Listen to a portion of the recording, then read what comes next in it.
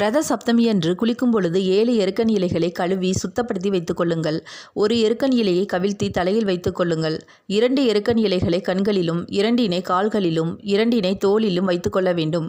பின்னர் 7 இலைகளையும் ஒன்றாக இணைத்து தலையில் வைத்துக்கொண்டு பெண்களாக இருந்தால் அதில் சிறிதளவு மஞ்சள் தூளையும் ஆண்களாக இருந்தால் அதில் சிறிதளவு விபூதியையும் வைத்து தலையில் வைத்து தண்ணீர் ஊற்ற வேண்டும்.